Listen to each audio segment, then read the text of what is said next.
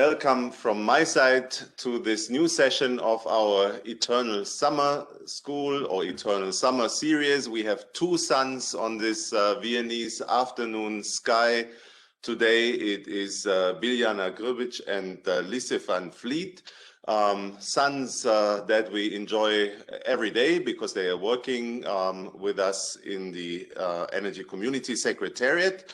Biljana at least also is an alumna of the summer school, so known well to all of you. And we are today engaging again to a topic. We're finding a segue into a topic that you definitely have been noticing over time and over these last few sessions of the Eternal Summer series as well. Energy policy becomes and follows more and more of what is called, as you like and prefer it, either the energy transition, the transformation, decarbonization, or the Green Deal.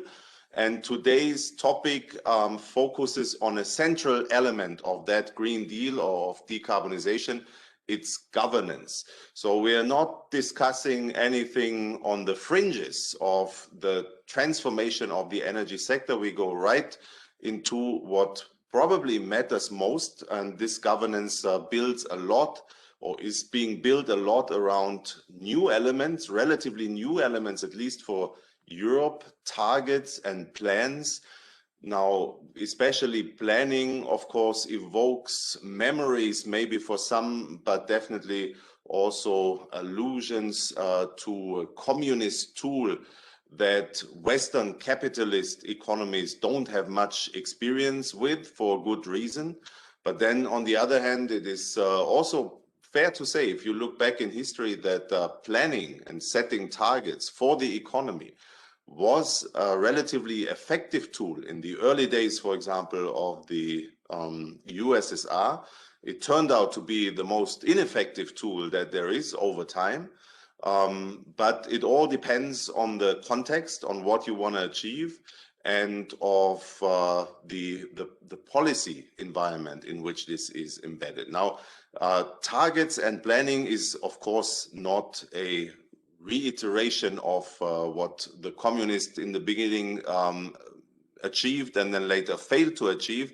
It is an element of governance that we inherited to some extent from the Paris Agreement. So it's a global and commonly agreed upon approach, and that we try to implement and to reconcile with the industries, with the economies, with the societal order that we are used to and that we have been establishing in Europe over the last centuries. That will be an interesting challenge for sure. We also have other powers in the world that have been sometimes more successfully, definitely more successfully than the late USSR, been using this element of setting targets and planning. I'm thinking of China here, for example, and to see how Europe is going to use and is already using this instrument is really an important element also of understanding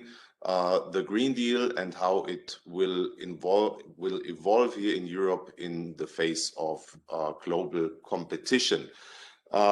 We in the energy community, of course, observe this very carefully because the energy community has been an organization which has been built and made up on binding legal rules and also on enforcement of legal rules. So it is with a little bit of suspicion that we see these rules softening up to develop on a vector from hard to soft, rather towards the soft side.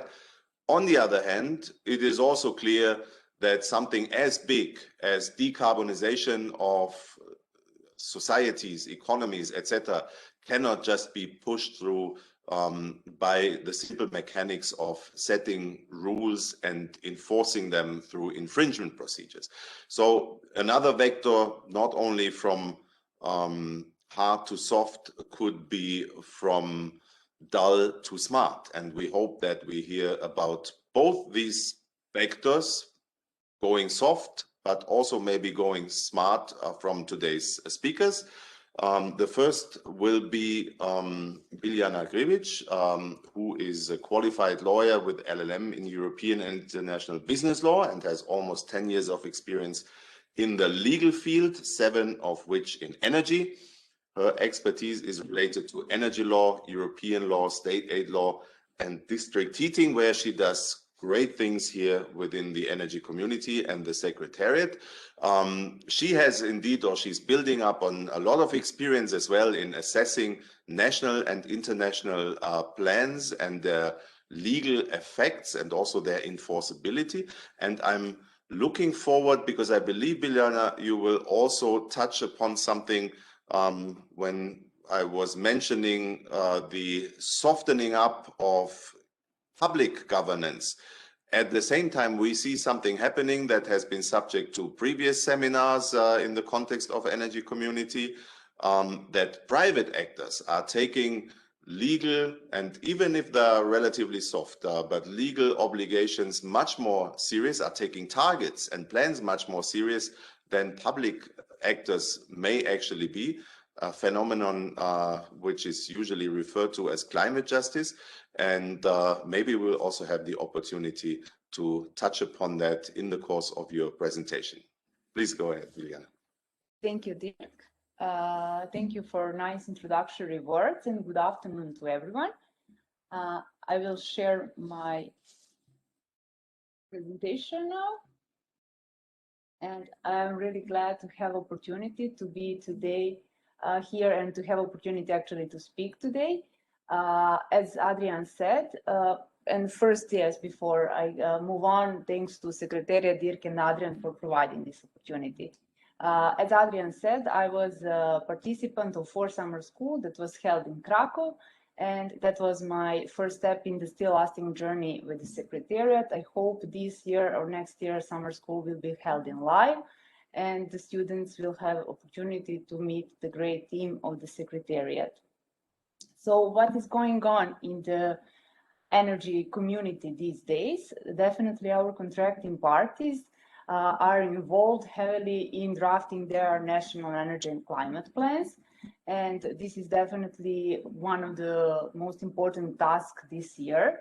However, we should think about what happens when these plans are adopted, when contracting parties have these plans in their hands, and how to implement measures and how to achieve the targets and results that are contained therein. Usually, and it's not rare, that sometimes the strategy that is adopted and implementation go to opposite directions. And so what are the mechanisms when this happens, when one country does not stick to the measures and to the plans that was adopted? What are the mechanisms to force the country to abide to these obligations?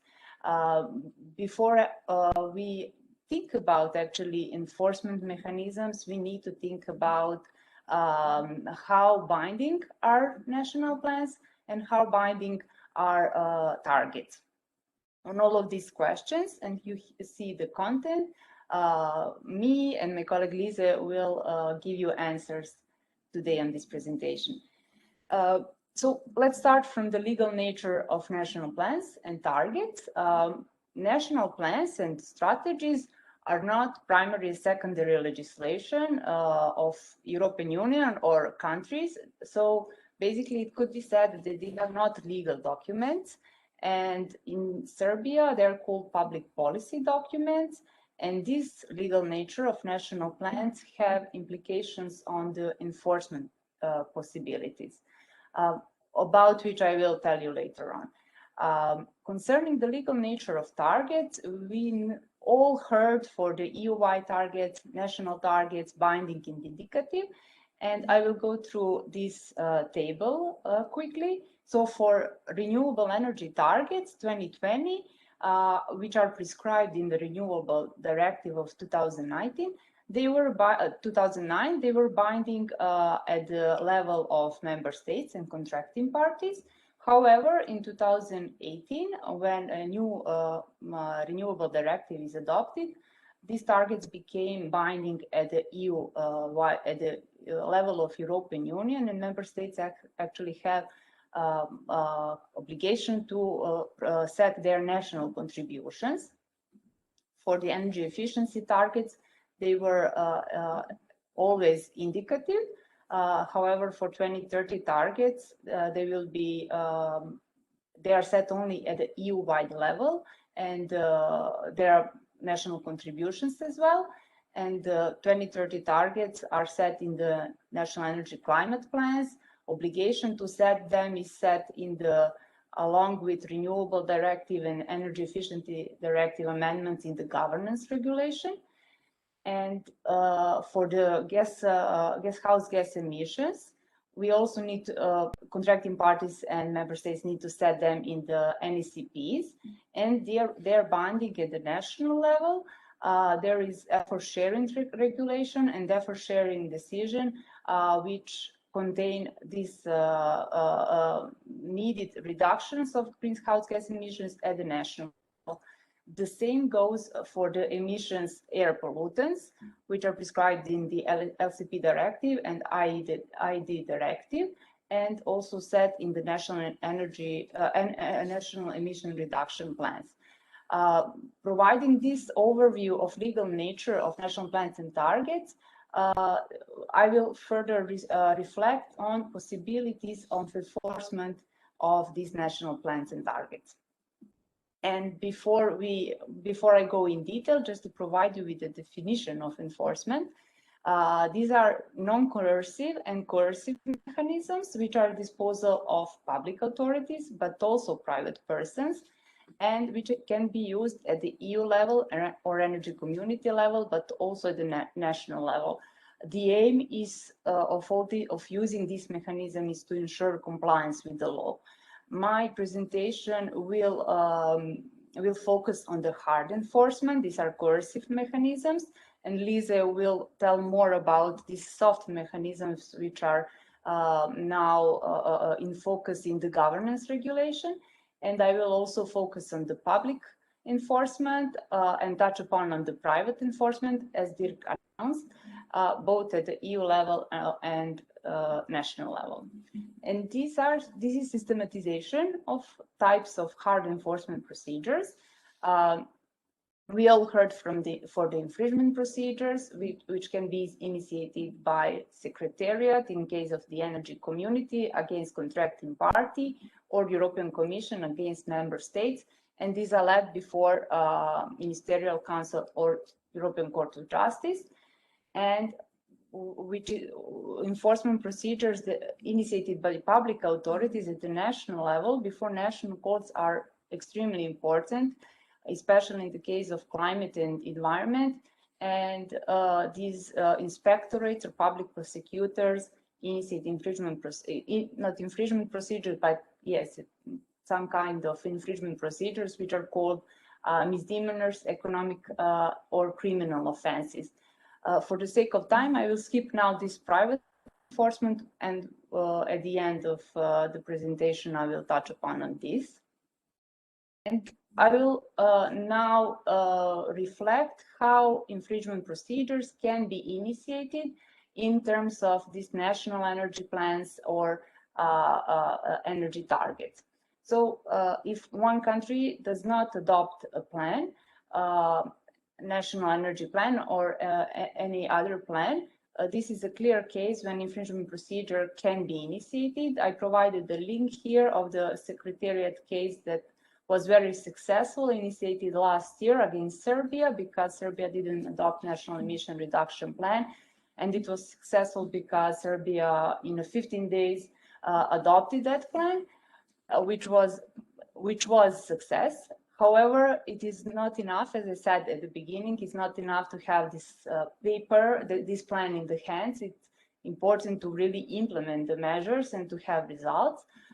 For not having this, Secretariat initiated another procedure because emission limit values that are contained in the NERP were exceeded.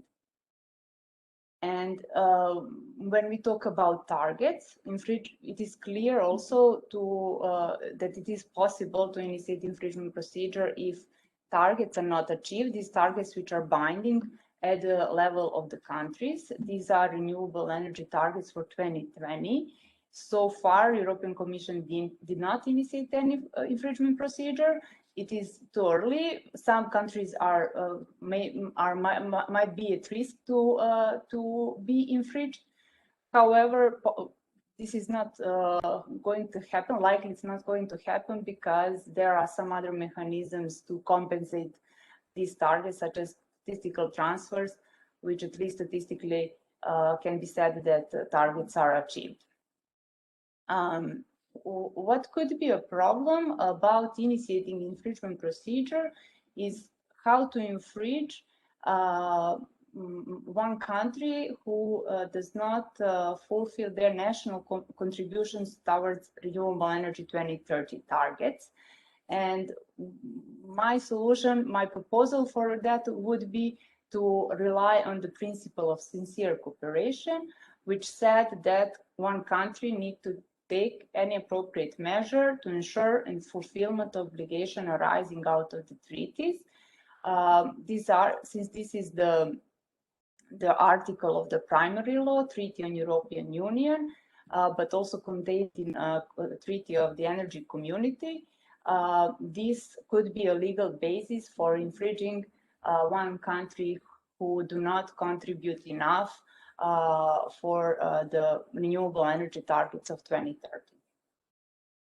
However, there is no case law. I would just add on this, in the field of energy, there is no case law for the principle of sincere cooperation. So I would like to hear your opinion also. What do you think? Could this be a legal basis for the infringing? And now we come to the national level. As I said, national public authorities, enforcement authorities can initiate procedure against some legal persons, private persons who are not abide, for example, to emission limit values. This is why these proceedings are very important for environment and climate field. And I put here one provision of the LCP directive, which says that member states and as well contracting parties shall determine the penalties for breaches of the national provisions adopted pursuant to this directive, and penalties shall be effective, proportionate, and dissuasive. What is important these public authorities, enforcement authorities, can really proceed with their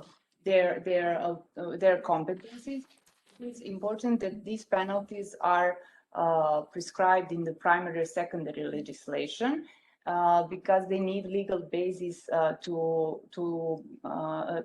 initiate proceeding. It is not enough that we have a national plan and some numbers which represent the limit values. Simply, they need to have this in law and to have legal basis for initiation of procedures. Some of the penalties that can be prescribed in the national legislation are temporary permanent ban of business operation, withdrawal of the licenses, monetary penalties, and imprisonment in case of responsible persons. So for two things, to have sanction mechanism in the law, but also to have a sanction mechanism which is effective, proportionate, and dissuasive. And now we reach to this level of when private person takes action against countries. At the energy community level, private person can only file a complaint to the Energy Community Secretariat, which are very valuable sources of information.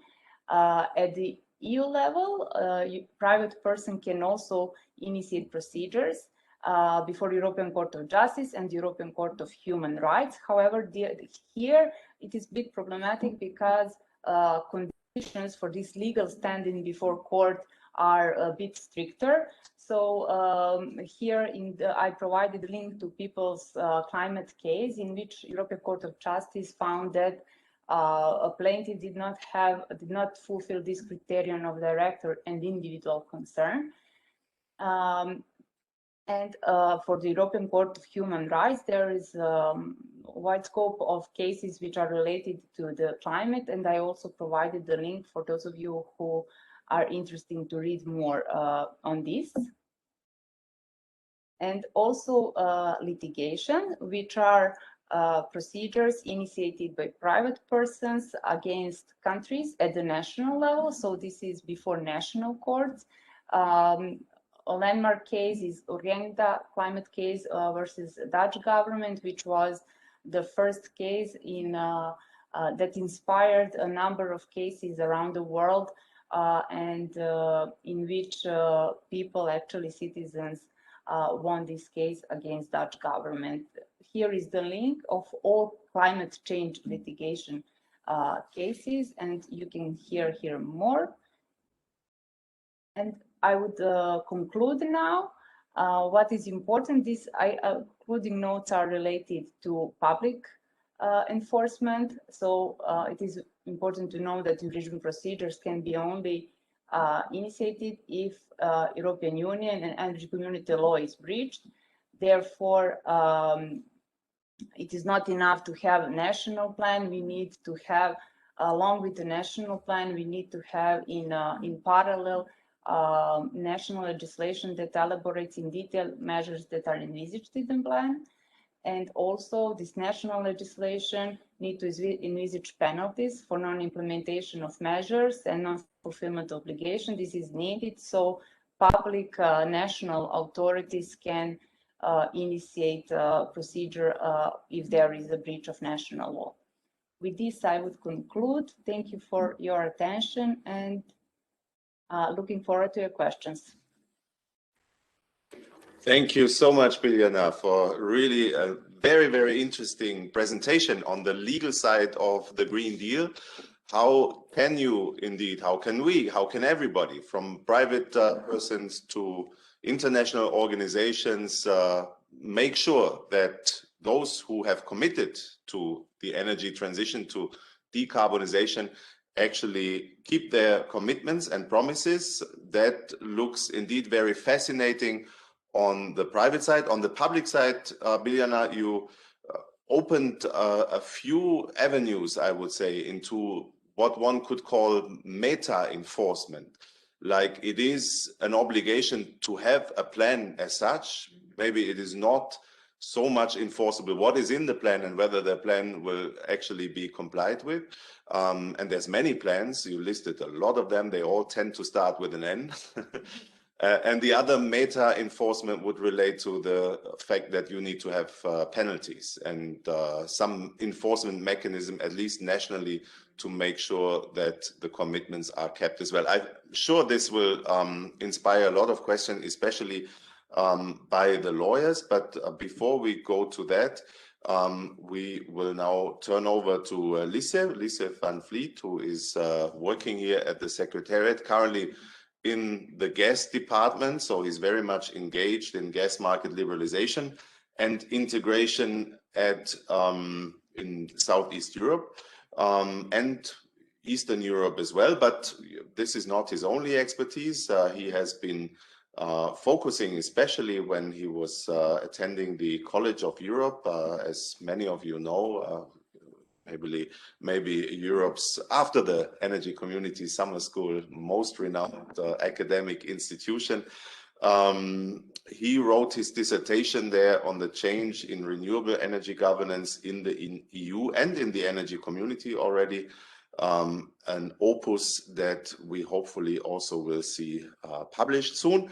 But I guess we will get a preview here today. Lisse, you will be zooming into first national energy and climate plans, really a cornerstone of the Green Deal in the EU and in the energy community, and then even further into renewables matters, which is a beautiful example to illustrate this moving from hard to soft, or from binding to non-binding, from individually, nationally binding to collectively binding. We very much look forward to your thoughts and presentation, Lisse. Thanks a lot for your kind words, Dirk. And today I wanted to kind of zoom out a bit because we've talked a lot about infringement procedures and about how is this enforceable, these national plans.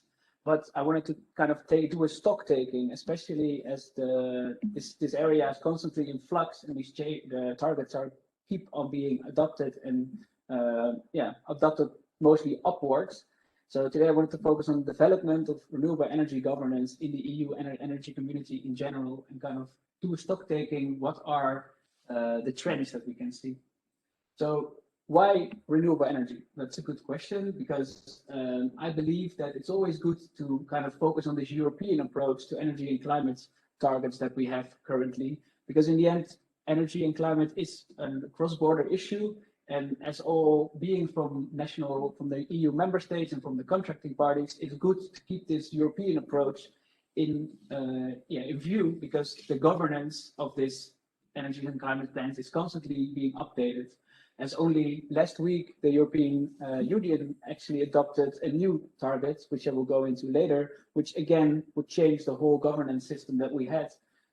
So renewable energy governance is, in my view, very interesting as in comparison to the other two headline targets, which are the greenhouse gas emission and the energy efficiency targets, because this renewable energy targets have been governance of these renewable energy targets has been shifted quite a lot, starting with nationally binding targets in the 2020 framework to an EU-wide binding target. So shifting away from the national responsibility towards an EU responsibility. And it has been mentioned already by Dirk that this harder soft governance in the EU currently shift away from these national binding targets towards an EU framework trying to nudge everyone into compliance. But the big question was for me then last year especially, how did this change in the energy community?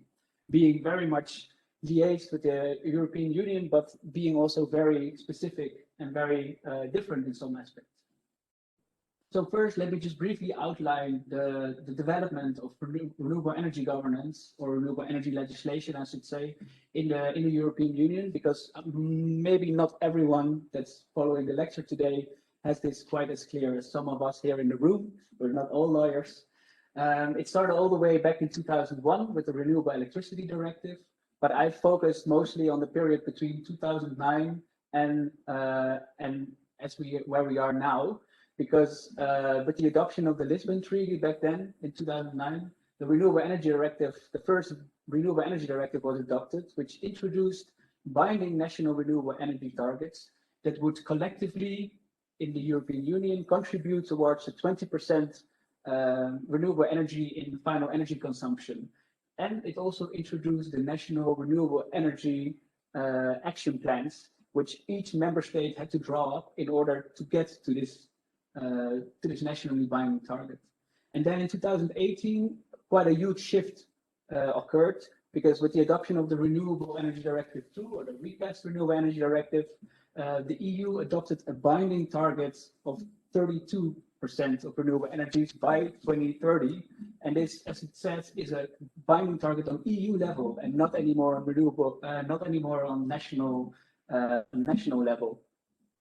But on the other side, it introduced a governance regulation. And this governance regulation introduced the national energy and climate plans, or I should say integrated national energy and climate plans, in which not only renewable energy, but also energy efficiency and all measures related to the three headline targets should be covered.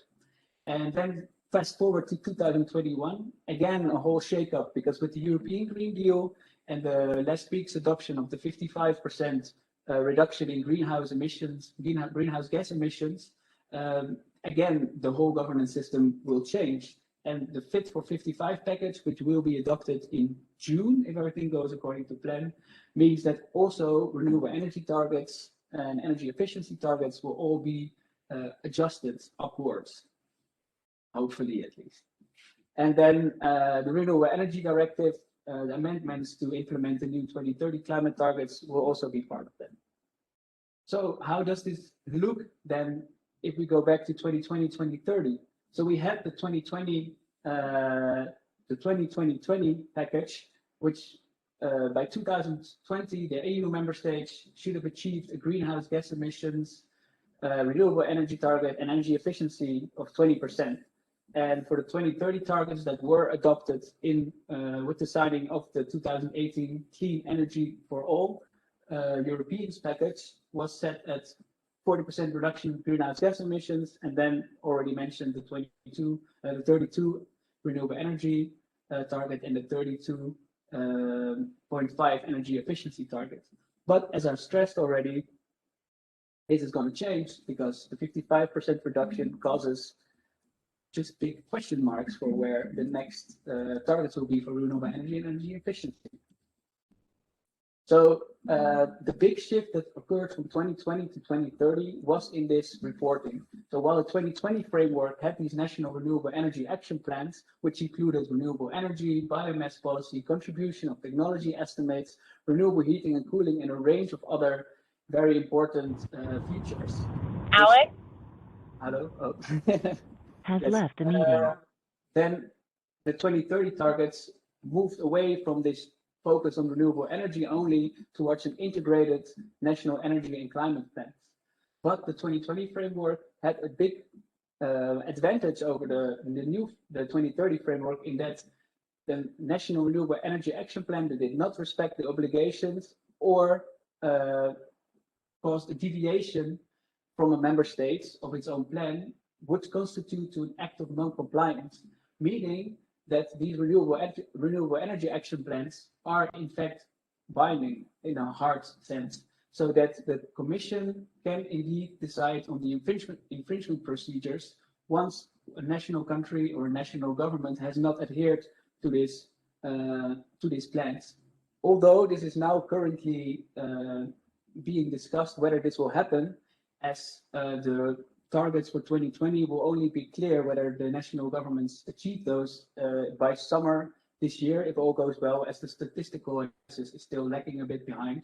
And then it will be highly still unlikely whether these infringement procedures will indeed happen for this achievement of 2020 target. However, as Biljana also mentioned, is that the statistical transfer was also introduced, which kind of gives every member state the right to borrow, so to say, a few percentage points of renewable energy and final energy consumption from other member states, and thereby still achieve its national goal. And it introduced a transparency platform, which greatly enhanced oversight from the NGOs and from other actors.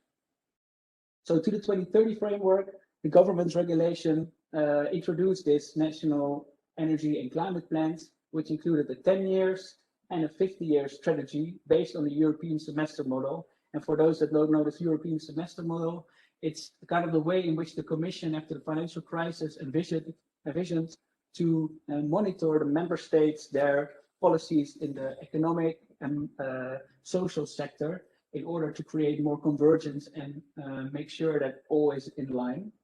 And under these national energy and climate plans, the member states are now obliged to submit their plans towards their national contribution towards this EU binding target. But there, the big question is, of course, is it really achievable? Are these member states really going to do this? Because even though they are obliged to send their biannual progress reports and annual reporting, these targets are still not binding on the national level, but only on an EU level. But the big change here we can see in the ambition gap and the delivery gap.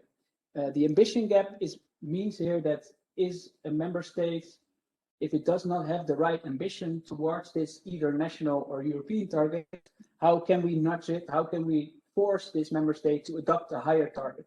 Well, the delivery gap is especially how can we make sure that the member state actually adheres to their plans and delivers on what they say they do. And here a big change is witnessed from the 2020 to 2030 framework, which I will address in a second. And first, I wanted to kind of give an overview of how far are we now in the EU renewable energy targets. This is a graph from 2019, in which you can see that we are moving in the right direction, but we are still not there. And as I said, the statistical analysis is not being concluded yet, so it remains a question whether we will indeed reach this target. So what has been then the big change that I'm talking about it's especially in the 2030 framework that this ambition gap and this delivery gap is moving more and more towards the Commission, the European Commission's competences. Because what's changed is that now under the 2030 framework, the Commission has the right to assess the national contributions towards these 2030 renewable energy targets. And it has specific competences to address both this ambition gap and the delivery gap. And thereby, it kind of gained the role of judge and jury, which it didn't have before. Because before, it only had kind of this jury role where they can kind of say, okay, you did not achieve it, we can now do infringement procedures. But before that, there was not really that much power to change things. And here, in the 2030 framework, the Commission then can assess the progress and come up with concrete feedback and take corrective action, although it's not, it cannot initiate national infringement procedures. It can come up with delegated acts, gap-filling mechanisms, and in general, with the introduction of this national energy and climate plans, the transparency has increased a lot. So how does it then look for the energy community? Because the energy community has to separately adopt all the legislation that has been adopted in the European Union through its ministerial council. And how has this then reflected on the legal or the legislation that has been adopted? Well, here you can see that only in 2012, the Renewable Energy Directive was adopted and adapted by the Ministerial Council. And indeed, these binding national renewable energy targets were adopted. And here they changed quite a bit because there was not an energy community-wide target. There was just national renewable energy targets ranging from 11 to 40% of final energy production consumption. And then the national renewable energy action plans were introduced, just like in the European Union. But then with 2019 came and the governance regulation and clean energy for all Europeans package being adopted in the EU, the energy community lagged behind or started lagging behind because the relevant legislation of the EU has not been adopted as yet. And meaning that there was also no national renewable energy targets for 2030 in the energy community and for the relevant countries of our contracting parties. And then it leads to the question in 2021, where are we going then? So what happened in the energy community, the Secretariat kind of gained the same oversight powers as the European Commission with almost the complete same process of the national renewable energy action plans. The methods have been very, very identical.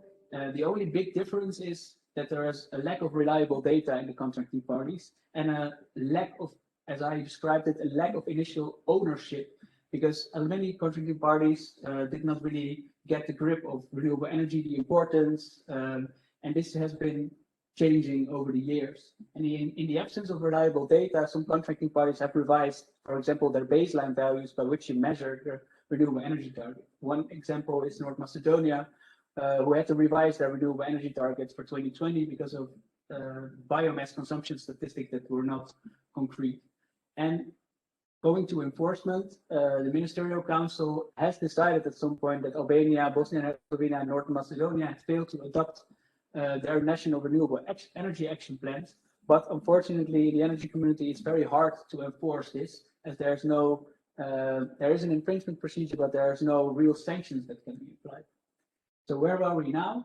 We're moving again in the right direction, but there are still some countries that are certainly lagging behind and that are not on the road to achieve their renewable energy targets. And Georgia is not mentioned here because Georgia only became a member to the energy community a few years ago, 2017, in which was not in time to adopt such a target. Then quickly moving to 2030, as I said, there has been kind of a legal gap in the energy community now, because there's not the governance regulation in place which introduced this national energy and climate plans. And there's a few unresolved issues, meaning what should the individual level of contribution be by the contracting parties? How should enforcement be understood? And will there be a similar level of ambition in the EU? The Commission is currently commissioning a study to establish the 2030 targets.